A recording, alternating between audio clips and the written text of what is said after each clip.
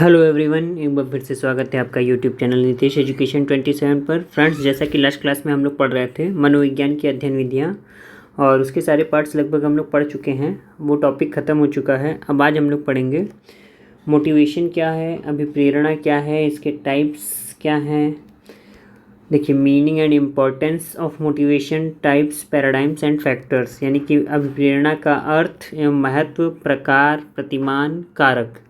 तो इतनी चीज़ें हम लोग इसमें डिस्कस करेंगे। प्रतिमान का मतलब यहाँ पर ये है इसके जो सिद्धांत दिए गए हैं, और फैक्टर्स का मतलब यहाँ पर ये है कि अभिप्रेरणा को कौन कौन से कारक प्रभावित करते हैं। ठीक है, प्रेरणा का अर्थ क्या है और महत्व क्या है, ये सारी चीज़ें हम लोग पढ़ेंगे। बाकी जो इसमें थ्योरीज़ हैं मोटिवेशंस की, उसको हम लोग देखेंगे बाय वन पार्ट वाइज। तो आज सबसे पहले हम लोग डिस्कस करते हैं अभिप्रेरणा का अर्थ और इम्पोर्टेंस क्या है, इसके प्रकार क्या हैं। तो सिलेबस का आपका ये सेकंड टॉपिक है यहाँ पर, अभिप्रेरणा को प्रभावित करने वाले कारक, अर्थ एवं महत्व। ठीक है, प्रेरित व्यवहार के प्रतिमान एवं सामाजिक अभिप्रेरक, सोशल मोटिव्स क्या हैं, इसको हम लोग डिस्कस करेंगे। तो स्टार्ट करते हैं। तो जैसा कि आपकी स्क्रीन पर दिख रहा है, अभिप्रेरणा क्या है। देखिए, अगर साधारण भाषा में बात करें तो कोई ऐसी चीज़ जो हमें किसी कार्य को करने के लिए प्रेरित करे, या कोई ऐसी अवस्था जिसके द्वारा हम किसी कार्य को करने के लिए प्रेरित होते हैं, हमें कोई उकसाता है, कोई ऐसी अवस्था, वो क्या कहलाती है, अभिप्रेरणा कहलाती है, मोटिवेशन कहलाता है। जैसे अभिप्रेरणा का अर्थ और स्वरूप की बात करें तो क्या है, अगर हम बात करें दिन प्रतिदिन की ज़िंदगी में हम लोग अनेकों प्रकार के कार्य करते हैं। हम इन कार्यों को क्यों करते हैं? शायद इसलिए करते हैं क्योंकि इसके पीछे कोई ना कोई अभिप्रेरण अवश्य होता है। अब प्रश्न यह उठता है कि अभिप्रेरण या मोटिवेशन कहते किसे हैं, इसका स्वरूप क्या है। तो आप कोई भी काम करते हैं, उसके पीछे कोई ना कोई कारण होता है, कोई ना कोई अभिप्रेरणा होती है, कोई ना कोई अवस्था होती है, आप सभी को पता है। ठीक है, यानी कि अभिप्रेरणा या मोटिवेशन क्या है। मोटिवेशन से सामान्य अर्थ वैसी अवस्था से होता है जो व्यक्ति को कार्य करने के लिए प्रेरित करता है। यानी मोटिवेशन अगर हम साधारण भाषा में क्या कहें तो क्या कह सकते हैं कि मोटिवेशन एक ऐसी अवस्था है जिससे व्यक्ति किसी कार्य को करने के लिए प्रेरित होता है, उकसाता है। ठीक है, अब डेफिनेशन देख लेते हैं साइकोलॉजिस्ट के अनुसार। जैसे मॉर्गन किंग विच एंड स्कॉल्पलर 1986 में क्या कहते हैं, मोटिवेशन से तात्पर्य एक ऐसी प्रेरक, यानी कि ड्राइविंग या ड्राइव कह लीजिए, तथा कर्षण, पुलिंग बल से होता है जो खास लक्ष्य की ओर व्यवहार को निरंतर ले जाता है। यानी कि ये एक ऐसा प्रेरक तथा कर्षण बल होता है, एक ऐसा फोर्स होता है जो किसी खास लक्ष्य की ओर, गोल की ओर, ठीक है, इंसेंटिव गोल की ओर हमें ले जाता है। कब तक ले जाता है? जब तक हमें वह गोल प्राप्त ना हो जाए। अगर हम सिकेरली एंड मेयर की बात करें तो इन्होंने क्या कहा है मोटिवेशन के लिए, मोटिवेशन एक ऐसी प्रोसेस है, प्रक्रिया है, जिसके द्वारा क्रियाएं प्रारंभ होती हैं, निर्देशित होती हैं यानी डायरेक्टेड होती हैं, तथा सतत चलती रहती हैं ताकि दैहिक या मनोवैज्ञानिक आवश्यकताओं या इच्छाओं की पूर्ति की जा सके। यानी कि मेयर एंड सिकेरली क्या कहते हैं कि मोटिवेशन एक ऐसा प्रोसेस है जिससे कोई भी एक्शन स्टार्ट होता है, डायरेक्टेड होता है और कॉन्टिन्यूअस चलता रहता है, ताकि जो हमारी फिजियोलॉजिकल और साइकोलॉजिकल नीड्स हैं या इच्छाएं हैं, उसकी हम पूर्ति समय समय पर कर सकें। अब आगे अगर हम बात करें तो देखिए क्या है, अभिप्रेरण व्यक्ति की एक ऐसी आंतरिक अवस्था को कहा जाता है जो उसमें कुछ क्रियाएं उत्पन्न करके उसके व्यवहारों को एक खास दिशा में उद्देश्य की प्राप्ति की ओर अग्रसर करता है।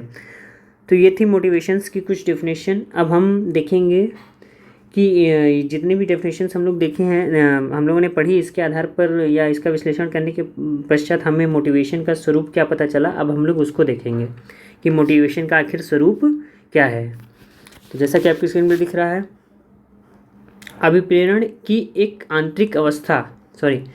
अभिप्रेरण या मोटिवेशन व्यक्ति की एक इंटरनल स्टेट को कहा जाता है या आंतरिक अवस्था को कहा जाता है।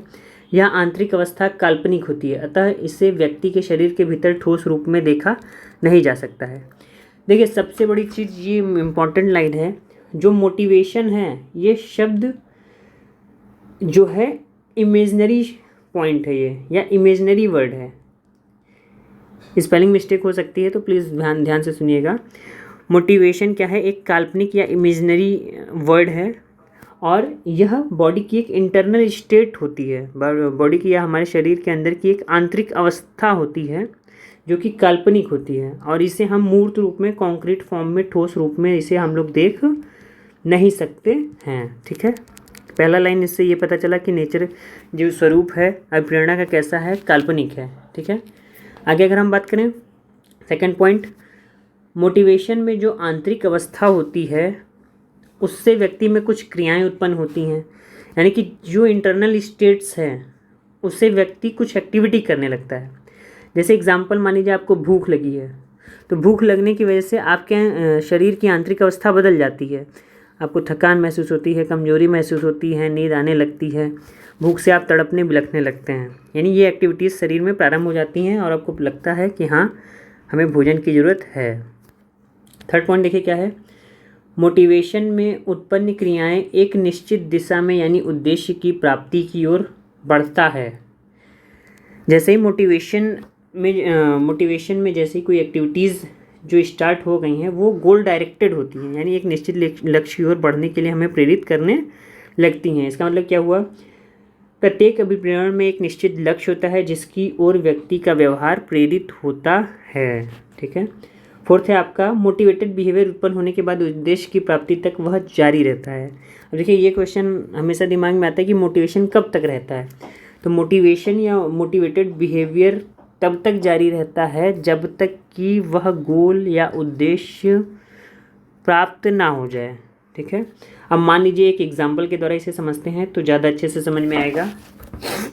जैसे मान लीजिए आपको भूख लगी है, ठीक है, और आप किसी होटल में जाकर भोजन कर अपनी भूख को मिटाते हैं। देखिए ये लाइन केवल एक सिंपल सी है, लेकिन इसी में देखिए मोटिवेशन के पूरे स्टेप्स और साइकिल हैं। आपको भूख लगी है और आप किसी होटल में जाकर अपनी भूख को मिटाते हैं। ठीक है, अब देखिए यहाँ पर जो आपकी भूख है ये आपकी इंटरनल स्टेट है जिसे बाहर से देखा नहीं जा सकता है। तो सबसे पहला स्वरूप आपको याद आया होगा, पहला कारक क्या है, मोटिवेशन एक इंटरनल स्टेट है जिसे आप देख नहीं सकते हैं, यानी आप फील कर रहे हैं लेकिन देख नहीं सकते। भूख को आप फील कर रहे हैं लेकिन आप देख नहीं सकते। तो भूख क्या है, एक व्यक्ति की आंतरिक अवस्था होती है जिसे बाहर से नहीं देखा जा सकता है। ये है पहला कारक। ठीक है, यानी आपको भूख लगी है, तो इसे मनोवैज्ञानिकों ने क्या कहा है, इसे आवश्यकता की संज्ञा दी है, नीड। ठीक है, नीड, यानी कि आपको भूख लगी है तो आपको किसकी नीड है, भोजन की। तो ये पहला कारक है मोटिवेशन का। अब सेकंड हम बात करें तो देखिए आगे क्या है, यह आंतरिक अवस्था व्यक्ति में कुछ विशेष क्रियाएं जैसे होटल ढूंढना, होटल में जाकर भोजन करने के बारे में पूछताछ करना आदि उत्पन्न करता है। ये फैक्टर 2 है, यानी कारक 2। यानी आपको भूख लगी, ये पहली अवस्था हो गई, ये पहला कारक हो गया। यानी कि ये नीड है आपकी, नीड क्या है आपकी, भोजन।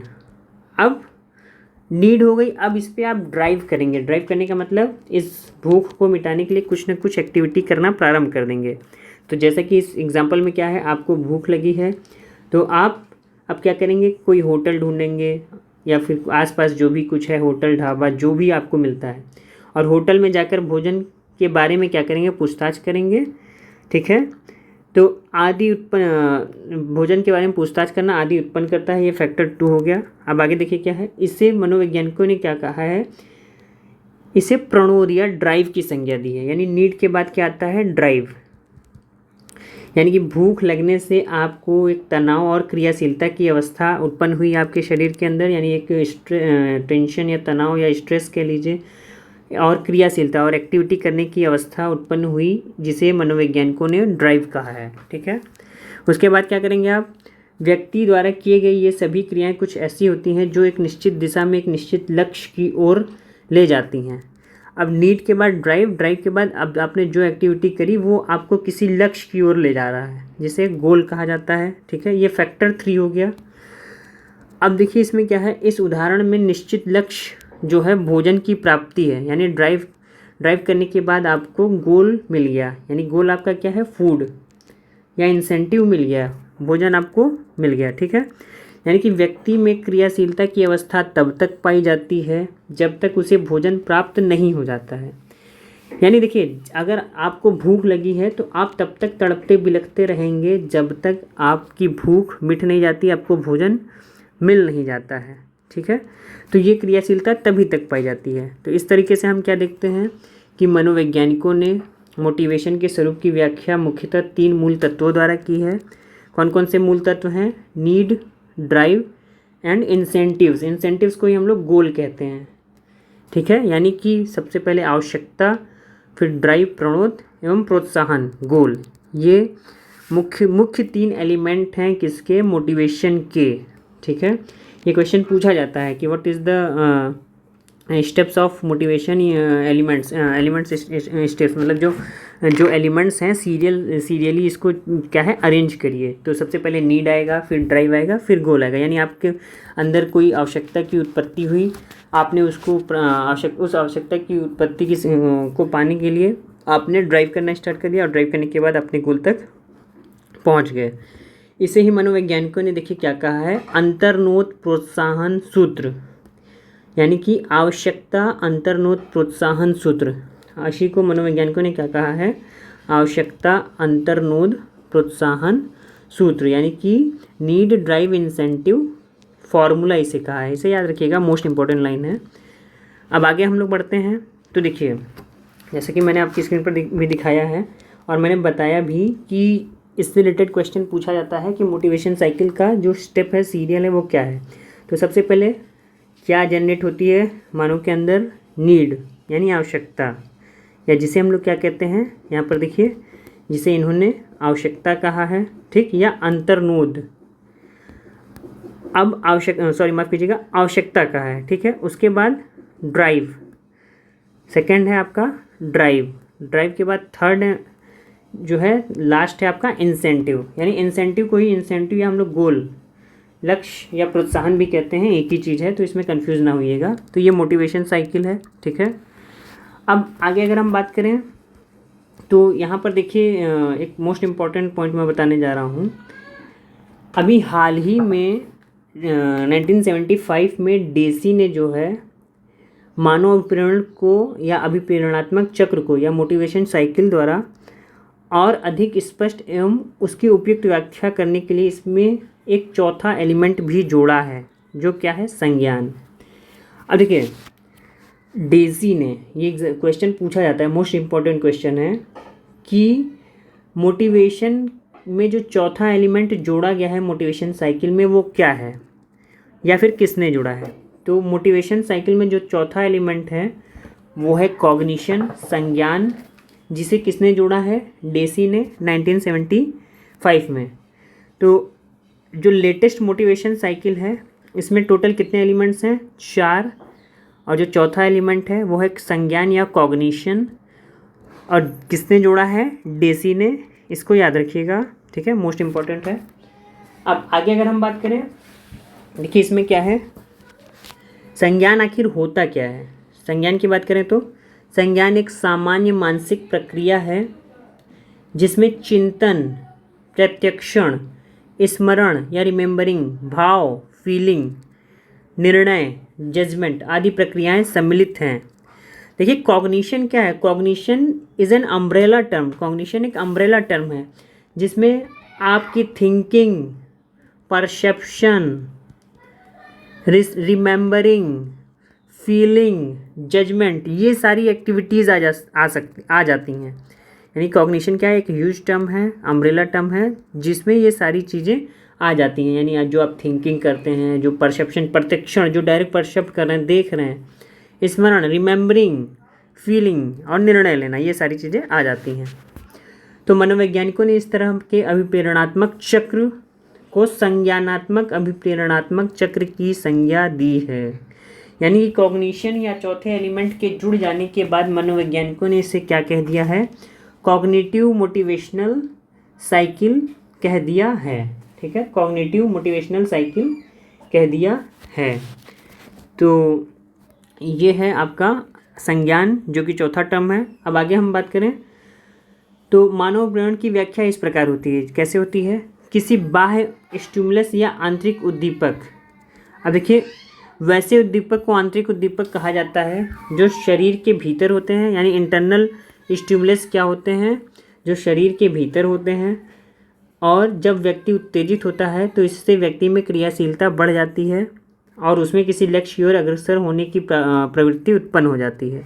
साथ ही साथ वह इस बात से भी अवगत हो जाता है कि उसे उस लक्ष्य पर पहुंचने के से कितना संतोष मिलेगा। इस तरह के अनुमान को भावी संतोष से अवगत की स्थिति यानी state of awareness of potential satisfaction कहा जाता है, यानी इंटरनल स्टिमुलस की बात हो रही है।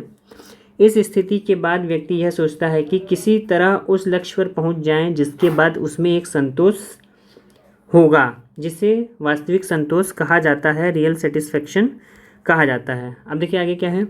यदि वास्तविक संतोष का स्तर भावी संतोष के स्तर से कम हुआ तो ऐसी परिस्थिति में मोटिवेशन की स्थिति बनी रहती है और व्यक्ति नया उपाय सोचकर वास्तविक संतुष्टि का स्तर और अधिक बढ़ाने की कोशिश करता है ताकि वह भावी संतोष के स्तर पर पहुंच जाए।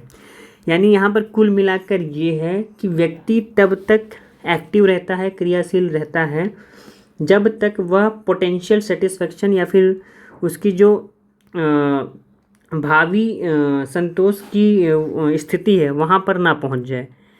ठीक है, अधिक बढ़ाने की कोशिश करता है, रियल सेटिस्फैक्शन है ना, यानी कि रियल सेटिस्फैक्शन तक मनुष्य पहुँचना चाहता है। जैसे मान लीजिए एक एग्जांपल है यहाँ पर कि कोई छात्र जो है लता मंगेशकर नाइट में पहले संगीत का मज़ा ले चुका है।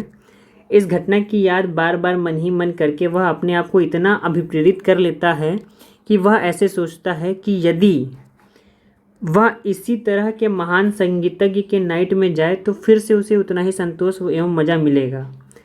ठीक है, इस भावी संतोष की प्राप्ति के लिए वह हमेशा इस ताक में रहेगा कि कब इस तरह का नाइट फिर होने जा रहा है, किस तरह से हमें प्रवेश के लिए उसमें टिकट मिलेगा, इस नाइट में कौन कौन महान संगीतज्ञ आ रहे हैं, आदि आदि ये सारी चीज़ें वो सोचेगा।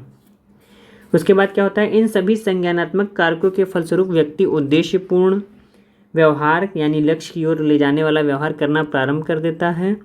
अंत में एक दिन ऐसा आता है उसे इस तरह के नाइट में जाने का मौका मिल जाता है जहाँ यदि उसे संगीत सुनने के बाद एक खास स्तर की खुशी एवं संतोष या भावी खुशी संतोष के बराबर होता है तो छात्र हर तरह से अपने आप को संतुष्ट पाता है और उसकी अभिप्रेरणा भी वहीं समाप्त हो जाती है।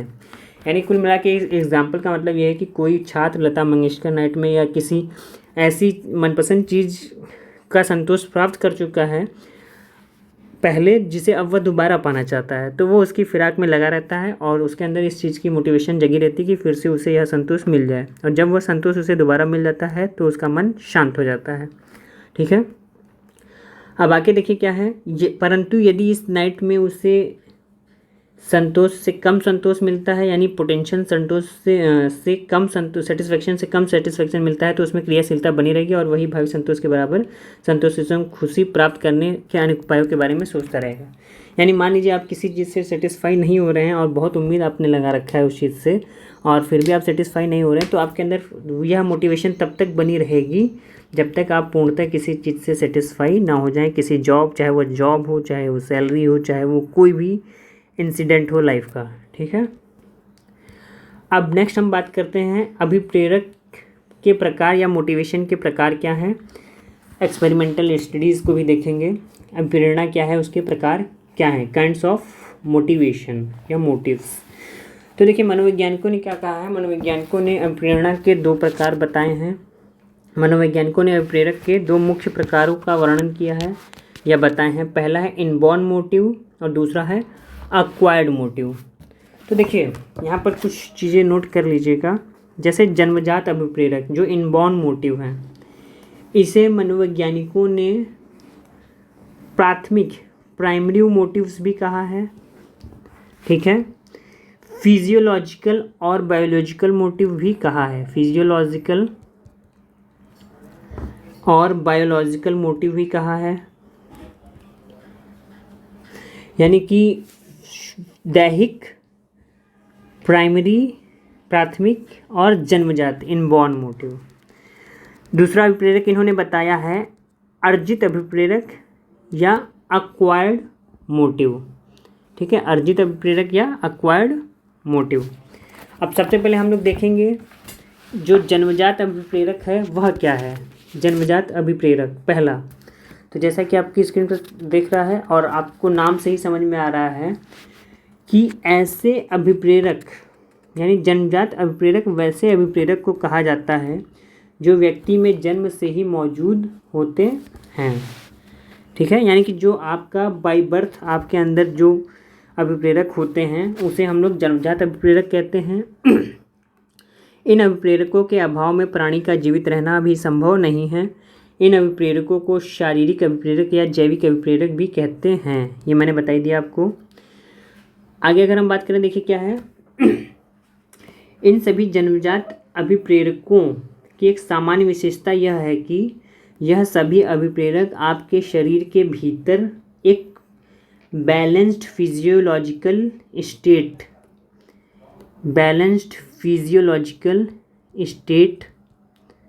की उत्पत्ति करते हैं या बनाए रखते हैं, जिन्हें मनोवैज्ञानिकों ने क्या कहा है, समस्थिति की संज्ञा दी है। समस्थिति या इसे हम लोग कहते हैं होम्योस्टैटिस। क्या कहते हैं? स्टैसिस की, माफ कीजिएगा, होम्योस्टैसिस की संज्ञा दी है। ठीक है, तो यह है आपका बैलेंस्ड फिजियोलॉजिकल स्टेट। अब इसकी विशेषताएं क्या है, देखिए जन्मजात अभिप्रेरक की। तो सबसे पहली विशेषता है अभिप्रेरक प्राणी में जैविक मांग अर्थात क्षुब्ध आंतरिक संतुलन के प्रति एक प्रतिक्रिया उत्पन्न करे या करता हो, यानी कि इनबॉर्न मोटिव की विशेषताएं हैं। और जैविक मांग अर्थात क्षुब्ध आंतरिक संतुलन डिस्टर्ब इंटरनल बैलेंस के प्रति की गई प्रतिक्रिया से प्राणी में एक उत्तेजित अवस्था उत्पन्न होती है। अप्रेरक अर्जित नहीं होना चाहिए और अप्रेरक की अभिव्यक्ति में एक ही प्रजाति के सभी सदस्यों की समरूपता हो, वही होम्योस्टेटिस। अब देखिए आंतरिक अभिप्रेरक हैं कौन कौन से इनबॉर्न मोटिव्स।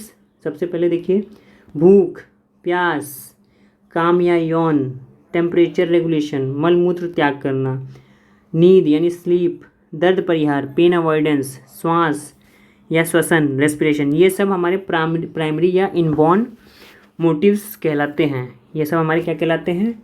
इनबॉर्न मोटिव्स कहलाते हैं। अब देखिए क्या है, ये मैंने आपको बताई दिया होम्योस्टेटिस वाली बात की क्या है। और इसमें जो आपके मुख्य 5 हैं जिसे बहुत ही अच्छे से पढ़ना चाहिए, भूख, प्यास, काम या यौन, मलमूत्र त्याग और नींद। इन 5 को मनोवैज्ञानिकों ने बहुत ही इम्पोर्टेंट बताया है, यानी कि भूख, प्यास, काम या यौन, नींद और मलमूत्र त्याग। इसे मनोवैज्ञानिकों ने बहुत ही ज़्यादा इम्पोर्टेंट मोटिव की संज्ञा दी है। ठीक है, अब आगे अगर हम बात करें तो यहाँ पर हम लोग देखेंगे जो आपका अर्जित अभिप्रेरक है। अर्जित अभिप्रेरक क्या है? अर्जित अभिप्रेरक वैसे अभिप्रेरक को कहा जाता है जो व्यक्ति में जन्म से तो मौजूद नहीं होता है, परंतु जिसे व्यक्ति अपने जीवन काल में सामाजिक रूप से अपने को श्रेष्ठ बनाए रखने के लिए सीखता है। यानी नाम से पता चल रहा, अर्जित अभिप्रेरक वे अभिप्रेरक होंगे जिन्हें व्यक्ति अपने पूरे जीवन काल में सामाजिक रूप से अपने को श्रेष्ठ बनाए रखने के लिए सीखता है। ये अभिप्रेरक कुछ ऐसे होते हैं जिसके बिना व्यक्ति जैविक रूप से तो जिंदा रह सकता है, परंतु सामाजिक रूप से उसके जीवित रहना संभव नहीं है। यानी अर्जित अभिप्रेरक के इस सामाजिक महत्व के कारण ही इसे सोशल मोटिव्स भी कहा जाता है। देखिए यहाँ पर मोस्ट इम्पॉर्टेंट पॉइंट है कि अर्जित अभिप्रेरक को हम लोग सोशल मोटिव्स की संज्ञा भी देते हैं या सोशल मोटिव्स भी कह सकते हैं। किसे? अर्जित अभिप्रेरकों को। अर्जित अभिप्रेरकों को हम लोग सोशल मोटिव्स भी कहते हैं। ठीक है, यानी ऐसे अभिप्रेरकों को सामाजिक इसलिए कहा जाता है क्योंकि व्यक्ति इन्हें सामाजिक परिस्थितियों में जैसे परिवार, पड़ोसियों, स्कूल, कॉलेज के साथियों के बीच आदि रहकर सीखता है। ठीक है, अब देखिए सोशल मोटिव्स कौन कौन से हैं। पहला सोशल मोटिव है आपका उपलब्धि की आवश्यकता, यानी नीड फॉर अचीवमेंट। दूसरा है संबंधन की आवश्यकता, नीड फॉर एफिलिएशन। तीसरा है सत्ता एवं स्तर की आवश्यकता, need for power and status. चौथा है आक्रमणशीलता की आवश्यकता, नीड फॉर अग्रेसिवनेस। और पांचवा है अप्रूवल मोटिव और नीड, यानी अनुमोदन की आवश्यकता। अब यहाँ पर कुछ मोटिव्स हैं जिसको थोड़ा सा मैं उसके बारे में डिस्कस भी करूँगा। सबसे पहले जो नीड फॉर अचीवमेंट है, यानी उपलब्धि की जो आवश्यकता है, वो क्या होती है? इसको देखिए, उपलब्धि की जो आवश्यकता है वो क्या है, इसको समझिए। तो उपलब्धि की आवश्यकता या अचीवमेंट मोटिव से तात्पर्य ये है कि व्यक्ति प्रेरित होकर अपने कार्य को इस ढंग से करता है कि उसे अधिक से अधिक सफलता मिल सके। क्या मिल सके? अधिक से अधिक सफलता मिल सके। तो जैसे कुछ करने की श्रेष्ठता या सुपीरियर श्रेष्ठता के मानक पर पहुंचने तथा विशिष्टता को प्राप्त करने के प्रयास की इच्छा को उपलब्धि आवश्यकता कहा जाता है। ठीक है। अब नेक्स्ट जो है आपका नीड फॉर अचीवमेंट के बाद नीड फॉर एफिलिएशन। ये क्या होता है? देखिए, नीड फॉर एफिलिएशन में है आपका समाज में दूसरों के साथ रहने की प्रवृत्ति को हम लोग क्या कहते हैं? Need for affiliation. यानी आप अपनी सोसाइटी में अपने फ्रेंड्स के सर्किल के साथ, अपनी फैमिली के साथ, अपने नेबर्स के साथ कैसे रह रहे हैं, उसके रहने की जो प्रवृत्ति होती है, जो टेंडेंसी होती है, उससे हम लोग क्या कहते हैं? संबंधन की आवश्यकता।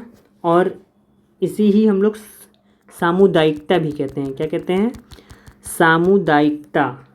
सामुदायिकता यानी ग्रीगेरियसनेस। सामुदायिकता भी हम लोग इसे कहते हैं। इसे सामुदायिकता की संज्ञा भी दी है। तो जैसे देखिए, विटिकर क्या कहते हैं? जीवों में अपनी जातियों के साथ समूह में रहने की प्रवृत्ति को सामुदायिकता या संबंधन व्यवहार की संज्ञा दी गई है या कही जाती है।